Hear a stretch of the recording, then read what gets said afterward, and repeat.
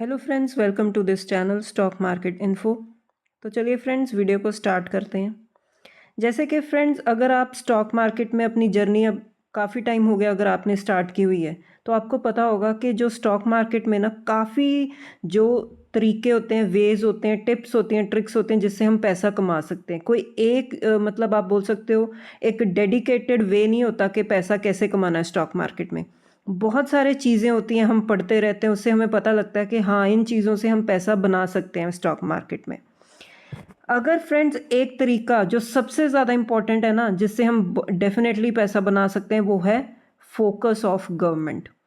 हमारी जो गवर्नमेंट है उसका फोकस कहाँ पर है, किस सेक्टर पर है, आने वाले टाइम में वो कौन सी चीज़ें हैं जो चेंज लाना चाहते हैं इकोनॉमी में, और वो कौन सी ऐसी कंपनीज हैं जिसको वो बेनिफिट प्रोवाइड करेंगे ताकि आप वो चेंज लेकर आइए।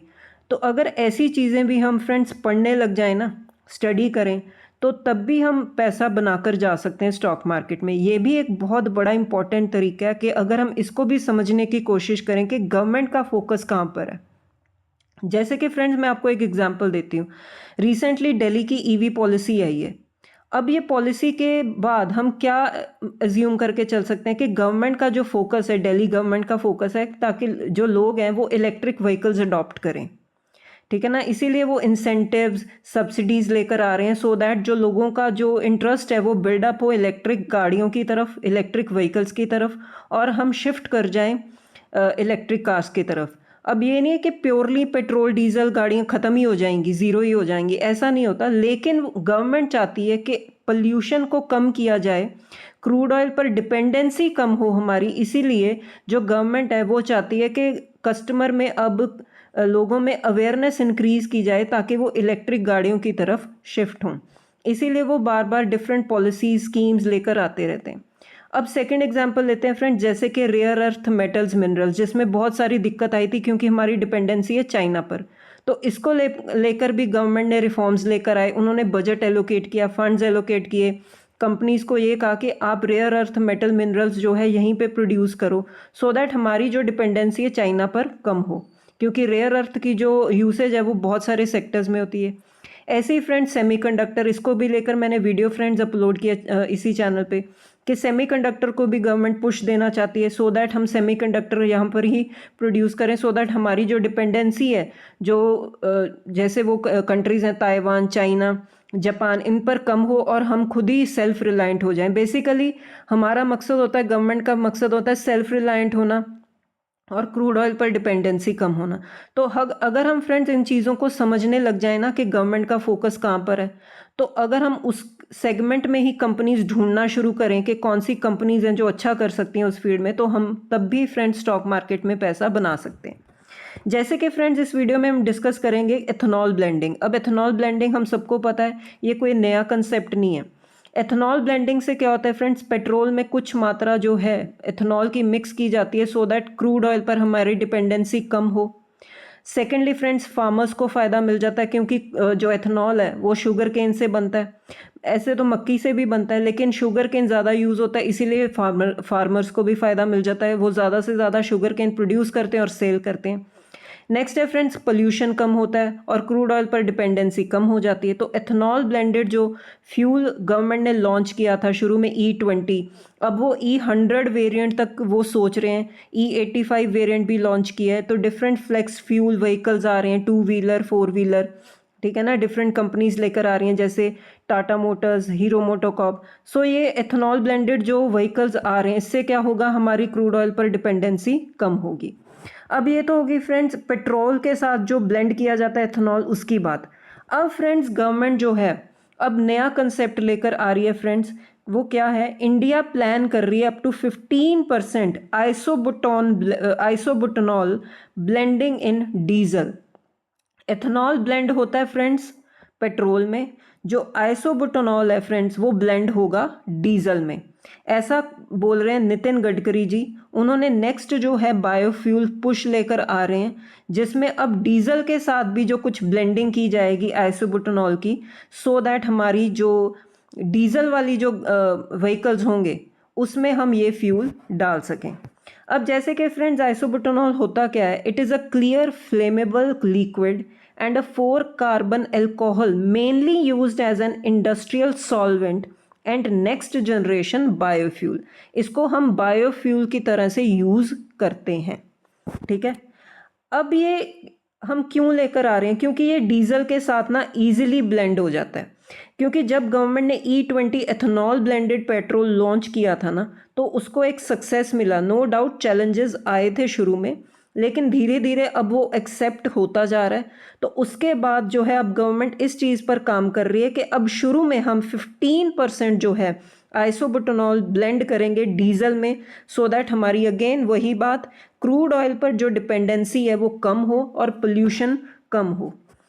अब फ्रेंड्स इसके लिए चल क्या रहा है फ्रेंड्स, पायलट टेस्टिंग चल रही है, पायलट प्रोजेक्ट्स चल रहे हैं जिसमें auto makers like Tata Motors. अब फ्रेंड्स मैं अगेन आपको बता दूं, टाटा मोटर्स ना फर्स्ट मूवर एडवांटेज लेता है हर फील्ड में।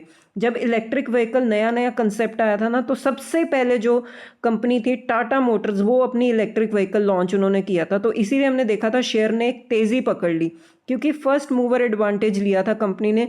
कोई भी कंपनी इस फील्ड में काम नहीं कर रही थी, टाटा मोटर्स ने सबसे पहले आके अपनी गाड़ियां लॉन्च की और शेयर में एक बहुत अच्छी तेज़ी बनी थी।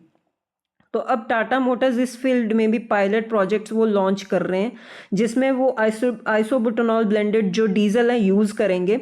और किसकी सपोर्ट के साथ, जो कंपनी है BPCL, ये दोनों कंपनीज अब आप बोल सकते हो पार्टनरशिप करके इस फील्ड में अब काम कर रही हैं। इसका एडवांटेज क्या है फ्रेंड्स ओवर एथेनॉल, क्योंकि एथेनॉल जो है फ्रेंड्स वो डीजल के साथ इजीली ब्लेंड नहीं होता, एथेनॉल ब्लेंड नहीं कर सकते, इसीलिए अब ये टेक्नोलॉजी अप्लाई कर रहे हैं सो दैट हम डीजल वाली जो व्हीकल्स है उसमें ये यूज़ कर सकें। अब फ्रेंड्स बात आती है कंपनीज़ की, कि stock market point of view से हम कौन कौन सी अब कंपनी स्टडी करें जिसके लिए हम रेडी हो जाएं कि अगर आने वाले टाइम में इस चीज़ को और पुश मिला तो आप अभी से इन कंपनीज को ट्रैक कर सकते हो। जैसे कि हम पहले ही पढ़ चुके हैं BPCL फ्रेंड्स इस फील्ड में बहुत तेज़ी से एग्रेसिवली काम कर रही है। वो ऑपरेट करती है large scale propylene derivative petrochemical complex, जो मैन्युफैक्चर करता है कमर्शियल आइसोबुटानॉल। वो करंटली फ्रेंड्स इस फील्ड में काम कर रही है और ट्रायल्स भी चल रहे हैं, डिफरेंट व्हीकल्स में ट्रायल्स चल रहे हैं और देखा जाएगा कि सक्सेस रेट क्या है। सेकंड कंपनी है फ्रेंड्स, आप प्राज इंडस्ट्रीज को भी स्टडी कर सकते हो। प्राज इंडस्ट्रीज जो है एथेनॉल में भी काम करती है। बेसिकली फ्रेंड्स ये technology related, infrastructure related services provide करती है।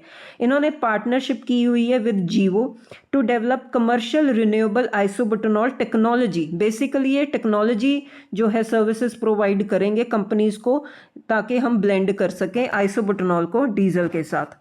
एंड फ्रेंड्स अगर हम चार्ट पैटर्न भी देखें इन कंपनीज का, जो BPCL है बहुत बड़ी कंपनी है, पब्लिक सेक्टर की कंपनी, आप देख सकते हो कि बहुत मतलब आप left to right chart pattern देखोगे टॉप लेवल पर ही है ऑलमोस्ट उसके आसपास। तो अगर आप देखोगे कि बहुत बड़ी कंपनी है, काफ़ी वॉलेटाइल रहती है, लेकिन ये जो बड़ी कंपनीज होती हैं ना, यही ये काम कर सकती हैं, जो एक्सपेरिमेंट्स चलते रहते हैं यही काम कर सकते हैं, क्योंकि इनके पास जो है कैपिटल बेस बहुत ज़्यादा होता है, प्लस गवर्नमेंट की सपोर्ट होती है, ठीक है ना। तो आप इस कंपनी को इस फील्ड में स्टडी कर सकते हो। नेक्स्ट है फ्रेंड्स, जैसे कि हमने स्टडी किया प्राज इंडस्ट्रीज़ को भी स्टडी कर सकते हो। अगेन बहुत ही वॉलेटाइल स्टॉक रहता है, जब भी ऐसी अच्छी न्यूज़ आती है फ्यूल को लेकर तो ये कंपनी में एक तेज़ी बन जाती है। तो इस फील्ड में भी अगर इस जो एक्सपेरिमेंट में भी हम सक्सेसफुल हो जाते हैं आने वाले टाइम में, जैसे एथेनॉल में भी हुआ है, तो आने वाले टाइम में आप देख सकते हो प्राज इंडस्ट्रीज़ के लिए एक अच्छे जो है अपॉर्चुनिटी ओपन हो सकती है। Again friends Tata Motors commercial vehicle, इसका थोड़ा सा चार्ट पैटर्न अभी अवेलेबल नहीं है, क्योंकि अभी जो फ्रेंड्स कंपनी ये डीमर्ज हुई है, पहले टाटा मोटर्स थी, अब उन्होंने डीमर्ज कर दिया, दो कंपनीज बन चुकी हैं, टाटा मोटर्स पैसेंजर व्हीकल और कमर्शियल व्हीकल। ये कमर्शियल व्हीकल का फ्रेंड्स जो आप देख सकते हो कि 432 के आसपास जो है कंपनी ट्रेड कर रही है।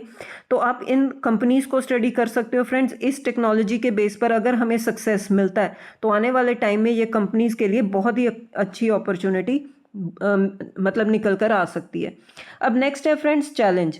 अब ये जो बातें हम सारी डिस्कस कर रहे हैं, इसमें कोई चैलेंज है या नहीं है? ऑफ कोर्स फ्रेंड्स चैलेंजेस बहुत सारे आएंगे। एथेनॉल ब्लेंडेड पेट्रोल में भी बहुत सारे चैलेंज आए थे, लेकिन फ्रेंड्स कभी भी रोड स्मूथ नहीं होती है, चैलेंजेस हमेशा रहेंगे। उन चैलेंजेस को फेस करके ही, गलतियां कर करके ही हम सीखेंगे कि आगे आने वाले टाइम में हम कैसे कोई ऐसी टेक्नोलॉजी, कोई ऐसी चीज़ लेकर आएँ, बायोफ्यूल लेकर आएँ, जिससे हमारी जो डिपेंडेंसी है क्रूड ऑयल पर जो है वो कम हो जाए।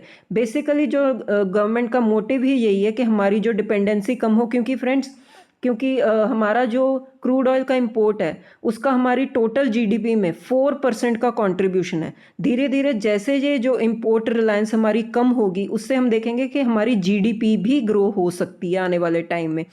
तो जो गवर्नमेंट है उसका पूरा फोकस जो है इसी पर है कि हमारी डिपेंडेंसी क्रूड ऑयल पर कम हो जाए, क्योंकि रिसेंटली हमने जो चीज़ें देखी वॉर के फ्रंट पर उससे हमें जो मुश्किलें आई हैं अब धीरे धीरे हम देखेंगे कि जो गवर्नमेंट है उसको रिजॉल्व करेगी। अगर हम E20 के फ्रंट पर भी देखें फ्रेंड्स, शुरू में बहुत दिक्कत आई थी इसमें भी, जैसे कि जो इंजन फ्रेंडली नहीं है एथेनॉल ब्लेंडेड पेट्रोल, या इंजन ख़राब कर सकता है, या माइलेज उतनी नहीं है जैसे पेट्रोल और डीजल गाड़ियों में होती है, प्योरली जो पेट्रोल डीजल पर चलती हैं। तो ये काफ़ी सारी जो है दिक्कतें आई थी फ्रेंड्स, काफ़ी सारा जो है चैलेंजेस शुरू में आए थे इस फील्ड में भी, लेकिन धीरे धीरे जो कंपनीज भी हैं रिजॉल्व कर रही हैं वो चैलेंजेस, वो एथेनॉल जो फ्रेंडली इंजन्स प्रोड्यूस करती हैं। अब जो गाड़ियां हैं वो वैसे ही इंजन्स मैन्युफैक्चर हो रहे हैं। अब जो कंपनीज हैं वो यही कह रही हैं कि there is no cause of concern for ethanol blended fuel. तो धीरे धीरे फ्रेंड्स अब ये जो नई चीज़ आ रही है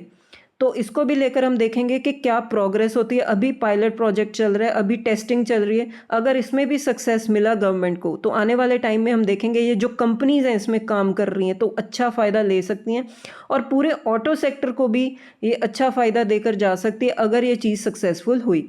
तो अगर आप इस न्यू टेक्नोलॉजी में इंटरेस्टेड हो तो आप अभी से इन कंपनीज़ को स्टडी कर सकते हो जो आने वाले टाइम में नई अपॉर्चुनिटीज़ ओपन कर सकती हैं। तो ठीक है फ्रेंड्स, इस वीडियो में इतना ही। अगर आपको कुछ सीखने को मिला होगा तो इस वीडियो को लाइक कीजिए, शेयर कीजिए, चैनल को भी सब्सक्राइब कीजिए। मिलते हैं नेक्स्ट वीडियो में। Till then bye bye.